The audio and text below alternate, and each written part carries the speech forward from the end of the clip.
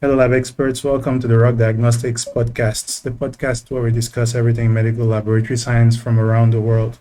Today, we sit down with Richard Cooper, medical laboratory scientist with 47 years of experience. We're going to talk about his love for science. We're going to talk about where he sees the medical laboratory science field in 10 years. And we're also going to find out what it's like to set up a blood bank in the Amazon jungle.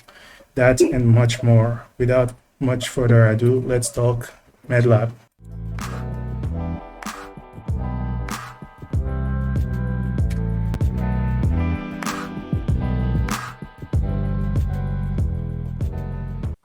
Like I said, today we're here with Richard. Richard, how are you?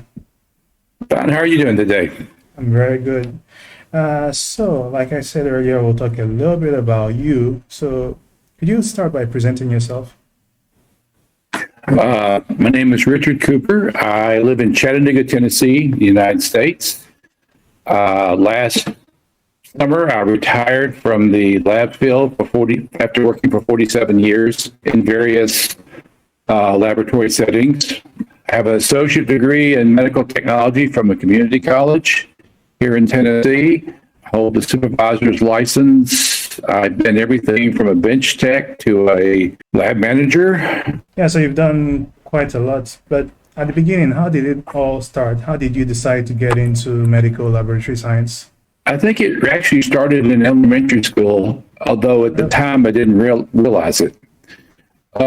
We had a health class that we were watching films on the human body, and they were produced by Bell Laboratories, which later became AT&T.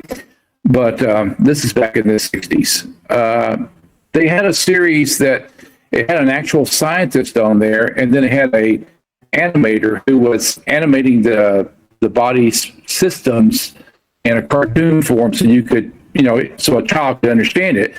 But then they actually showed pictures like, this is the actual video of blood cells going through a vein. It's like, how did they do that? I still don't know how they did that back in the 60s, but it was, from that, I just started loving science. When I got to later on into biology and chemistry, I excelled at those things. When I got to college, I thought I was going to become a teacher. And the first year I was taking educational courses and stuff, and I found out that there wasn't a whole lot of teaching jobs out there at that time. And so I was looking for something. I looked through the college catalog. It's like, oh, medical laboratory technology. I don't even know what that is. And up to this day, a lot of people still don't know what that is. My parents still didn't know what I did for a living. But I called around to some hospitals and asked how it's easy to get a job. And they said, if you have the license right now, we'll take you right now. Like, okay, this must be something I can work at. And so I took the 2-year course and found that I loved doing the studies and stuff. Best I ever did in school. And it came easier for me than I thought it would. And from there, I just went to different laboratories working. Mm-hmm. And yeah, you said people don't know what medical laboratory science is. Why do you think that is? I think it has to do with the media. All they ever hear about is doctors and nurses. Mm-hmm. When back in my career, the male techs were required to wear shirt and ties and little white coats. And so I would walk into a room to draw blood, because back then we had to draw blood. That was part of our job. Yeah. And, oh, doctor, they start to, no, I'm not a doctor. I mean, I'm here to get your blood, I mean, every male in the hospital was a doctor. Yeah. And one of my grandsons still thinks I'm a doctor. No, I'm not. But yeah. Most of the time, I don't know how it is where you are, but the labs are put into the basement of hospitals or someplace without windows, and nobody ever sees you except, when you're going to draw blood or something. Yeah. And we don't do that much anymore in the bigger hospitals because, we don't have the manpower. Mm-hmm. So I think the pandemic has really brought forward the fact that there are other people in the hospital working besides doctors and nurses, and not taking anything away from them. But, it's not something that I don't think a lot of people, I get the thing of like, well, you're a vampire. It's like, no, I do a lot more than that. Because a lot of people, I think, get into the lab field because they don't want to be around patients. Early on, we had to go out. I mean, my school at 6 o'clock in the morning, we went out, drew blood, and we came back and had our practical schooling. And I love being around patients. I mean, I'm one of those weird ones. And, I carried over into when I was an EMT and a firefighter. I mean, I like seeing who I'm taking care of. Yeah. And go ahead. I think what you're saying makes sense because here, in Benin, we still do the blood draws. So patients know a lot more about us, I realize, than in other countries, because we still have to go there, we have to talk to them. Even though at first they may not know what we are there for, usually as we're discussing with them, they know a little bit more. But the other side is still true. Like when you're doing your testing, you're somewhere at the back where people don't see you. So I think that's also one of the reasons why even here, people don't know as much about us. But how do you think we could change that? I think in school,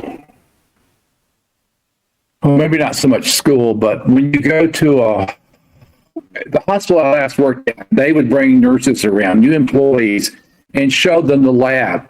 But I'm thinking even doctors should spend a little time in each department learning, maybe not necessarily learning, but observing what different departments do so they have a better understanding, and I mean, I was fortunate that I have worked in, the smaller hospitals right here, you still go draw the blood. And I worked in a freestanding ER out in the rural area at one time. And when they bring in somebody in cardiac arrest, we dropped what we were doing in the lab and everybody went to the emergency room. We started doing CPR, drawing blood gases. We all just became a team. Yeah. And if we, make people more aware of what we do, I mean, even in the hospital, the nurses, the doctors, they like, all you do is push buttons, and hemolyze our blood. It's like, well, come down, let me show you what I do. Yeah. And it's become more automated too. And I had a vice president one time said a trained monkey could do what I do. It's like, well, yeah, maybe. But there's a lot more though behind the scenes. I mean, even with the buttons and all that, I mean, there's still going to be possibility for errors when the machine, something goes awry, you still have to come and check. There's still quality control. It's still a lot to do. Right. Except for a smaller number of people, I guess, over time. Oh yeah. Well, you've got the like here, doctors' offices are sometimes bringing their own little labs, and it's not lab people running it because the companies have made the equipment so simplified that my grandsons could run it. They wouldn't know what results they were getting, but what I showed some people like, well, I can do what you do, like. Yeah, but I put some water in a machine one time and got results. Do you know why those results are wrong? I do. I can look at something and tell when a nurse has used the wrong tube of blood. Like they've gone, I put it in the wrong tube. I pull it out, put it in another tube. I can tell when they did that, when they've got an IV running. I know what to look for,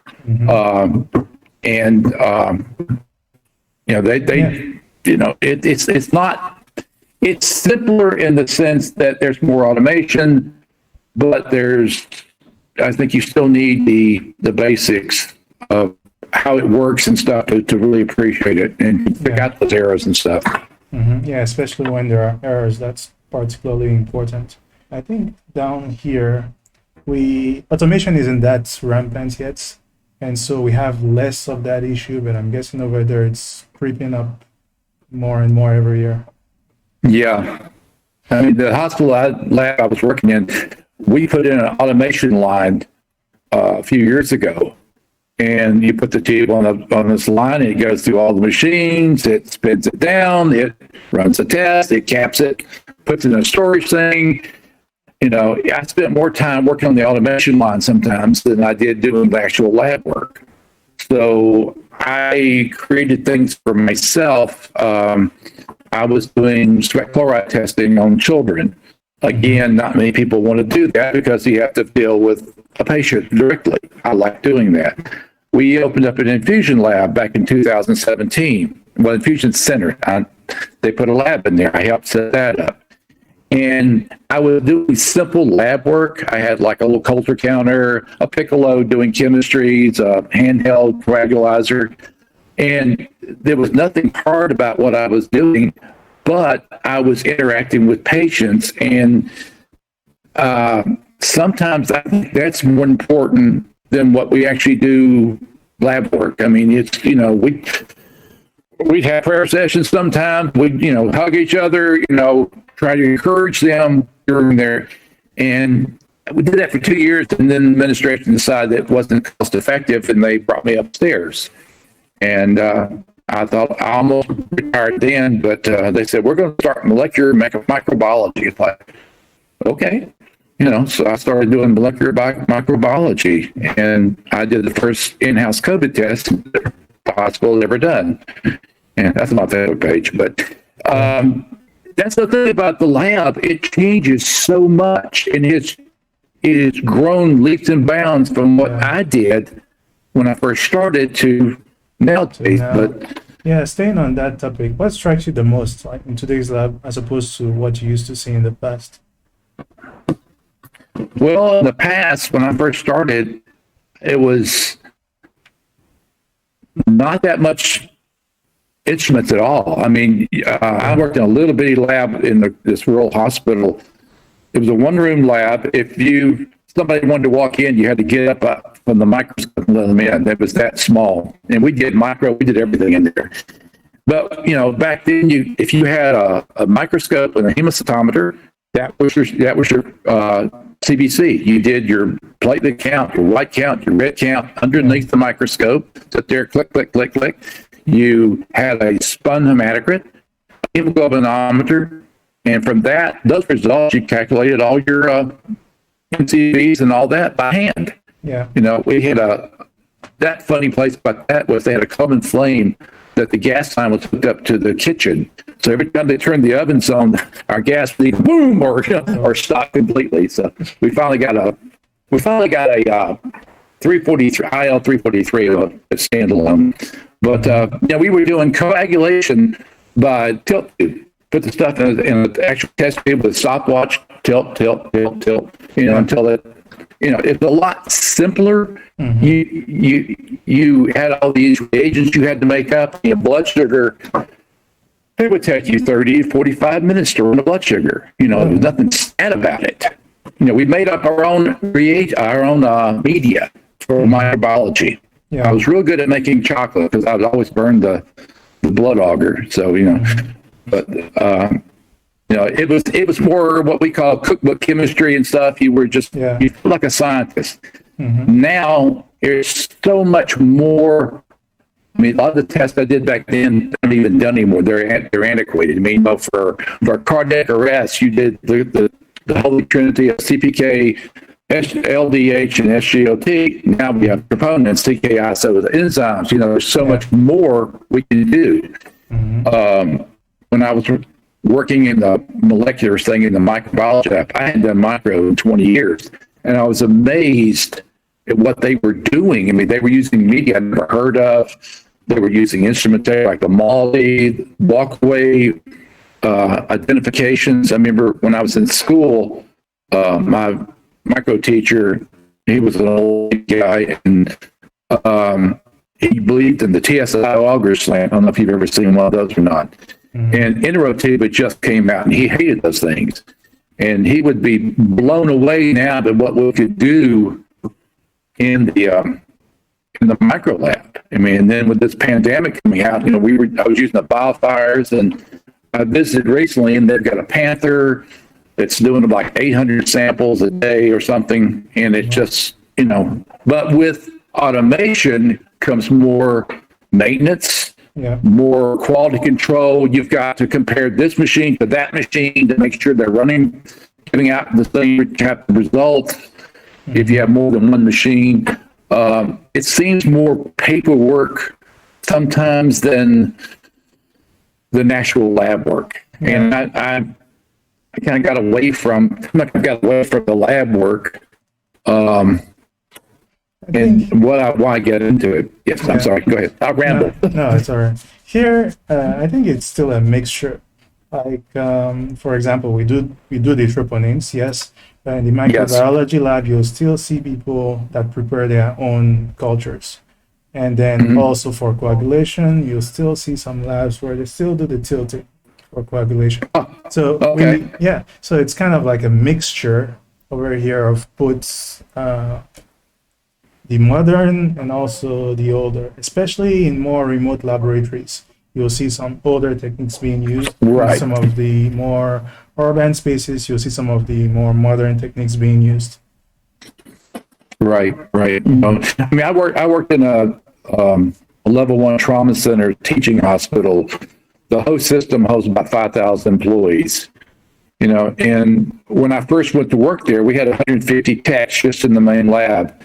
I think there's like 50 of them now because people retired, died off, whatever. The schools are closing here. The school I went to closed.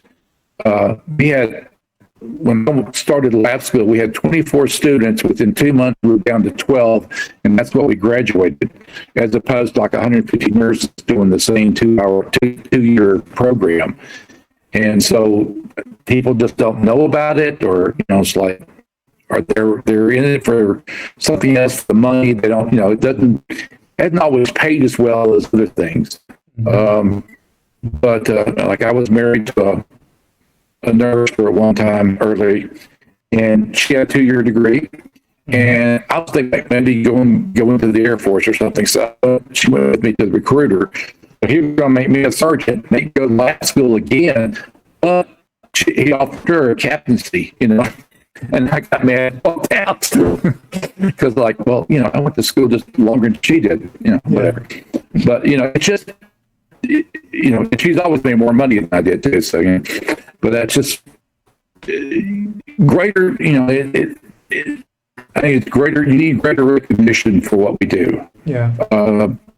People just still don't understand. I mean, my mother couldn't understand.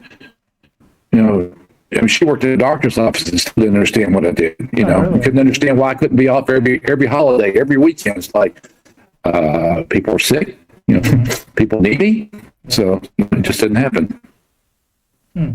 And going back a little, you said you set up a blood bank in a jungle hospital in the Amazon. How did that come about? Okay, back in 1999, I was attending a church that's no longer around, and every January they had missionaries coming in, telling their stories and stuff, and ABWE was there, and I met with them. I said, look, if you ever need a lab tech or something, let me know. What's ABWE? Association of Baptist World Evangelists. I can't even remember the name now, but it's a Baptist missionary group. Okay. And Baptist faith. And this doctor contacted me in May and said, we need somebody to set up a blood bank in the Amazon. Like, I've never been out of the country at that point. Like, okay, up man. And I said, when are we going to go? And he said, November. It's like, okay. So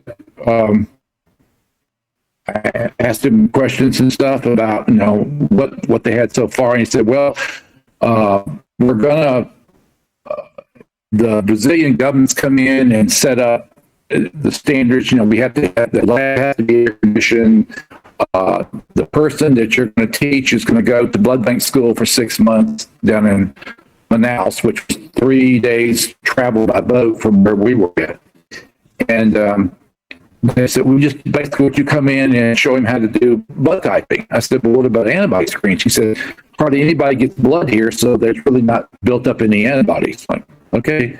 And what they wanted to do was collect blood there, send segments down by boat to Manaus to a laboratory, have it tested, and fax the results back to them so they would have their blood on hand. Like, okay, I can do that. So I have friends that their business was to refurbish old lab equipment and sell it to places. And I went to them and said, look, I need a clay atom centrifuge, heat block, some other things. And they said, yeah, we got that. And I bought that from them.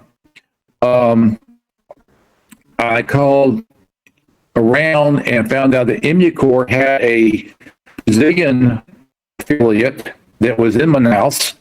So they'd be able to send reagents because there's no sense setting us up if we can't get the stuff to work with.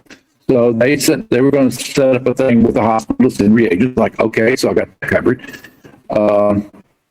Basically, I was just working an extra job to pay for my trip down there, the equipment and stuff, and finally it came time to go, and had this huge suitcase, all this lab equipment, which I didn't think anything about until I got down there. We had to go through Bogota. That took a couple of days, and then we went down to Leticia at the very tip of Colombia, and that's where a lot of the drugs come through from Peru and Brazil and all. And so I'm sitting in a police station, they're looking at the suitcase, like, what's all this? Lab? And they're thinking I'm setting up a drug lab or something. Yeah. I'm like, no. And no, I'm not setting up a drug lab. But so we crossed over into Brazil and got on a plane. No, we got on a boat, went down to this little Tabatinga into, I can't remember the name of it. It means Bethlehem in Portuguese. But anyway, the missionary was going to fly us to this remote hospital. Mm-hmm. And he let me fly for about 30 minutes and wouldn't let me land though. But we got there and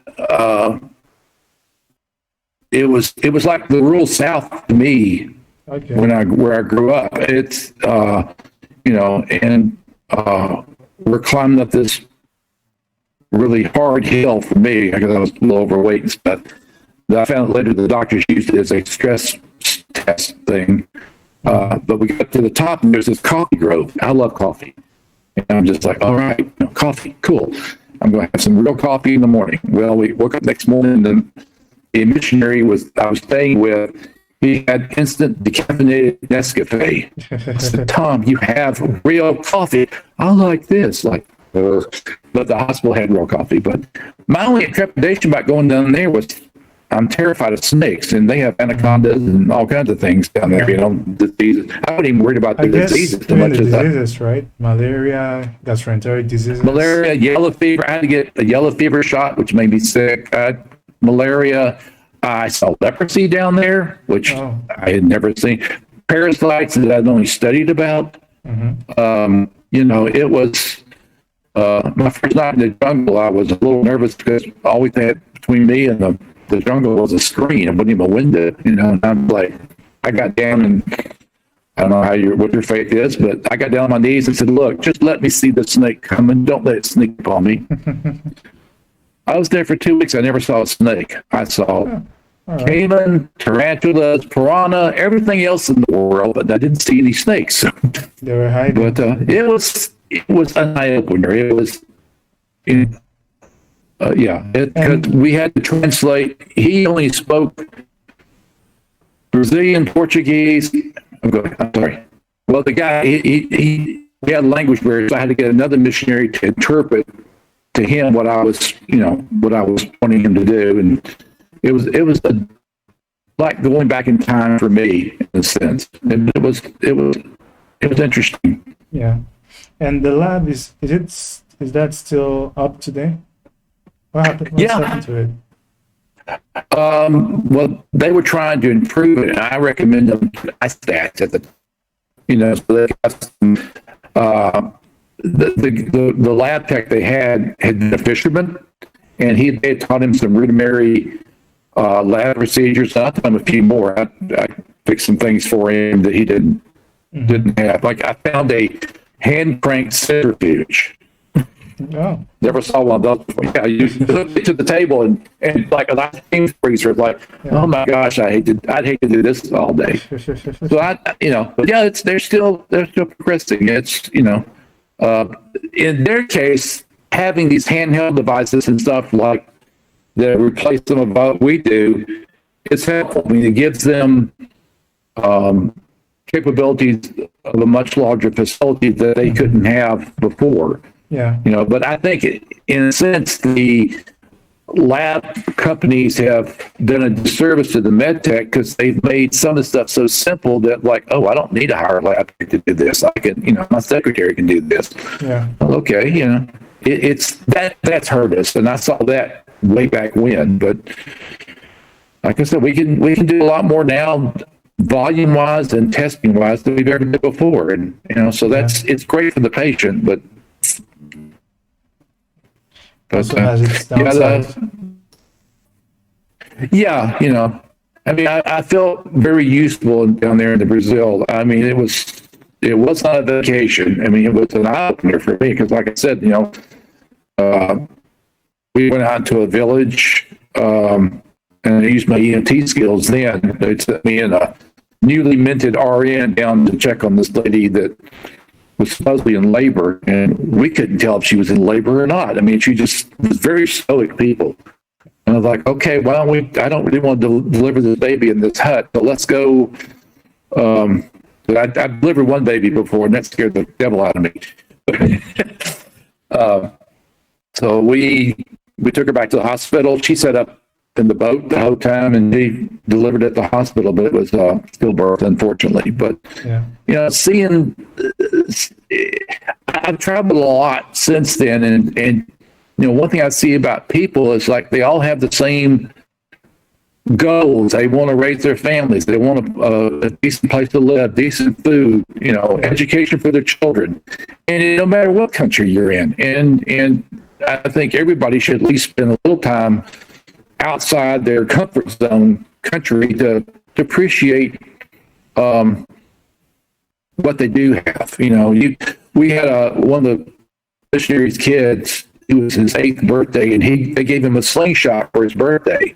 And it's like, yeah, I can just see my kids. So like, you give me a slingshot? Down there, it was very good for a weapon to shoot against snakes and stuff like that. But Yeah. But yeah, this is, if you want, I think a lot of people, they work in jobs that never really change, and they grow bored with that. And if you're going to have to work 40, 50 years of your life, you might as well work at something you enjoy doing. Yeah, and true. I enjoy, for the most part, I've enjoyed lab. I mean, there are times I'd like to be home with my family on holidays and stuff. This is the first time I've been home Thanksgiving and Christmas together in the same year.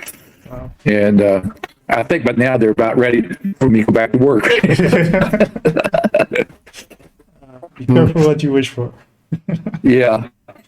How do you imagine the lab you said? Go ahead. The lab of the future? Yeah, in the future. Well,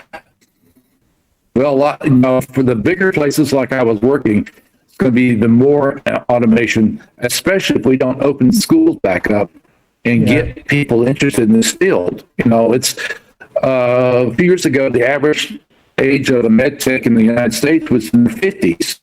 Now it's got to be older, because there was 10 of us that retired last summer, and that's a lot of knowledge going out the door. We were concerned about our pensions at the time with all the COVID and the things shutting down, stuff like that. Was like none of us wanted to retire, so we did, and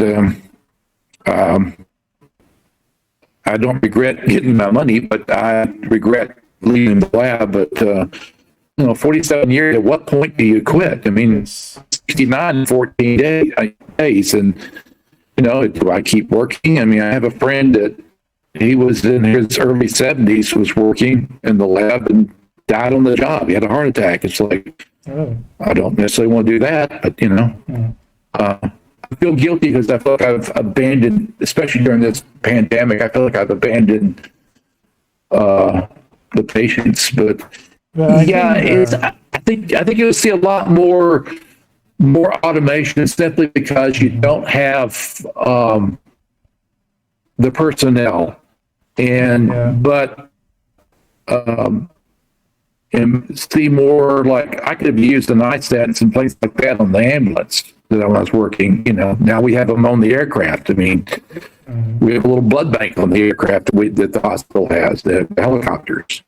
And think you're going to see more of that kind of stuff. But it's been amazing to me this year, this past few months, of seeing how quickly we developed testing for this the COVID, and how quickly we can come up with vaccines to defeat it.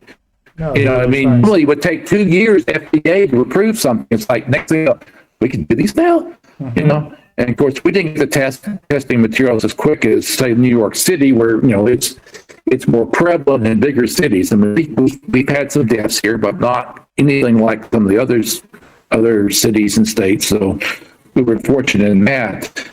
But I think we're going to see more molecular testing, just more detailed information on our patients. Molecular testing is interesting. Here we have issues with molecular testing though, because when it comes, prices usually after buying reagents, buying equipment, shipping it down here, testing for patients usually tends to be a little too high. And so you don't really find people being interested in molecular testing, at least not yet. Add to that the fact that when it comes to molecular testing, you need to have a pretty strong idea of what the person is suffering from to be able to use the test. Since in general, they don't tend to be as general. So it's not like a CRP test that's a lot more general. It's not like growing bacteria in the laboratory where you have your media and then you plate your bacteria and different kinds can grow. So here people tend to move more toward the more general tests rather than the very specific. Well, we brought on board the Wildfire. I don't know if you're familiar with that. And it's like a panel. There's a respiratory panel, gastrointestinal panel, blood panel, and it identifies multiple organisms in like 45 minutes or so. Of course, it's like $2,000 per little thing. So it's not cost effective in maybe in your situation. But like they grow something in the blood, and instead of taking several days to isolate it, this thing in 45 minutes can tell you, if it's a yeast, if it's Staph aureus, or whatever. Now we got the little idealiers that we're using for the COVID, strep, flu A and B, and in 15 minutes, if it's negative, it's positive, it's less than 5 minutes. And it's a swab, and it's very simple to use. Again, my grandsons could use it.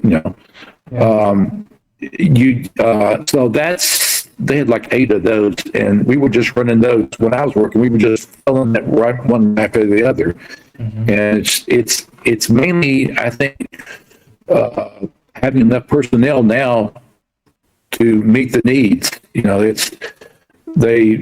think the bean counters kind of look like, well, you got all this automation. You're not really, we do need that person. But again, the schools aren't offering those programs. They're not encouraging, maybe even go down to the high school guidance counselor, like, hey, you like science, check this out, medical technology, And I was just fortunate that the school that I went to was a couple of miles from where I lived, and it was affordable for me at the time. I think the school idea is interesting. There are a couple people who said the same thing, that they got interested in medical laboratory science because there were programs where people came to their schools and then showed them actually what it's like and what the work is about. And they showed them under the microscope what blood looks like, what different kinds of samples look like. That's what got them interested in the field. Yes, I've done that over the years with my kids as they were growing up. I'd go to their classes and show them things. And hopefully that we got some checks out of it. But again, it's just the general public just doesn't know what we are. Yeah. They lab. I don't know where they think all this comes from. Magically, the media is always misrepresented what we do. It's like I remember watching an old medical TV show, and it's, we need a cross match of 4 units of blood, and they show a culture counter. It's like, well, tell me how you do a cross match on a culture counter. It's that part's never been interesting. So for you always see the doctors and nurses, like we kind of skip over that. Yeah. It's Yeah. So, what's the most stressful thing you've ever had to do, but are the most proud of over your 47 years? I was working in a neighborhood clinic at the time, and I got a phone call from a hospital here in town that's no longer here. I think in retrospect, it might have been just a tax write-off for the company that owned it. But they needed a supervisor to come take over the lab. They were in trouble. And I was like, okay, I've been a supervisor before, but I've never been a lab manager. So I went and met with their CEO, and he says, look, we have 49 deficiencies on our state inspection, and 3 of them are about to shut us down. I said, you could help us out. Like, well, I'll either make it better or make it worse. So I took on the job, and the first few days, I started on Monday. I reviewed everything, saw blatant things that were wrong, had an idea in my head of what I was going to do. Well, that first Friday, the state inspector came in. I said, and luckily I knew him. He said, what are you here? I said, what are you here for? He said, I'm here to shut the lab down. I was like, wait a minute. Let me tell you what we're doing. And he because he knew me, he said, no, I'll give you 6 months to get this straightened out, and I'll be back. Yeah. Okay. So I just kind of learned by the seat of my pants and taking what my mentors had told me over the years, and some of it trial and error. I doubled the footprint of the lab. I brought in instruments with reagent rentals to increase the variety of testing. At one point, I got called down to the CEO's office on a Friday afternoon at 4 o'clock. He said, by Monday morning at 8 o'clock, I want you to have your budget cut by 4%. I thought, he said, I don't care if you have to fire somebody or what. It's like, okay, And so by that time I had a computer and I had all these spreadsheets of how much I actually paid for each test, reagents and stuff. And I called my vendors. I said, okay, if you want to keep my business, this is what you got to do. You got to help me cut this budget. And they did. And I didn't have to fire anybody. And then, boss was happy. I was happy. So, we kept on going. What hurt me, well, and when it came time for the inspections, we had joint commission, we had the state. They came in, we were impressed with what I'd done. I got 100% on my scores, and we stayed in business. What hurt us is here in Tennessee, we have something called TennCare for people that are low income. It pays for their health care. Okay. But and about probably 85% of the patients at this little hospital were TennCare. But they were paying me less than $1 per patient per month for all the lab work I did. Well, you ain't gonna stay in business that much, long that way. They wanted me to just collect it and send it out to a reference lab that they had a contract with. I said, this is a hospital. I can't do that. So the writing was on the wall. I mean, I'd done good and everything, but financially we could stay in business. So, but that was the hardest thing I'd ever done, was just being responsible for everything, every aspect of the lab. And, I made some decisions that, bigger hospitals, they had to have a committee for months to decide on. It's like I changed things on my own, and luckily it worked. So I got away with it. But that's what's nice about being a smaller laboratory, I guess. Decisions are much faster than the larger ones, like with administration boards and all that. Yeah, yeah. Well, the hospital that I just was working at was, 800 beds, I guess. And to make a decision on something, they had to go through all these committees and stuff. And it's like, I just like, oh, this just makes sense. I'll do this. And like we had a marketing group or something we're supposed to go through to get supplies at a group price. And I could beat those prices with the vendors I was using. And she was like, but you have to use me. I said, no, I don't have to use you. You match these prices, I'll use you. And she would get very frustrated and leave. And then my boss was like, why are you not using this? Like, well, this is what I'm paying. Okay, keep doing what you're doing. And, that was, when I came, that was back in the early 90s. When I came to the big hospital, I was working at Erlanger. My lab manager was looking at me and said, I don't want your job. I've had your job. I just want to be a bitch tech. So you're never going to be threatened by me. I've done that. And then, and I didn't want, she spent so much time in meetings for my taste, but, I just want to work and take care of patients. And, I'm not that's the most important in our job, I guess. Yeah, I'm not into the politics and stuff at the hospital and all. I just want to take care of patients. Before I got in even to college, I had a businessman was going to write a recommendation for me to get in college letter, and he asked me, he says, "What do you want to do?" And I said, "I don't know. I just want to help people." He said, "Not much money in that." I said, "That's what I want to do." And that's what I've done.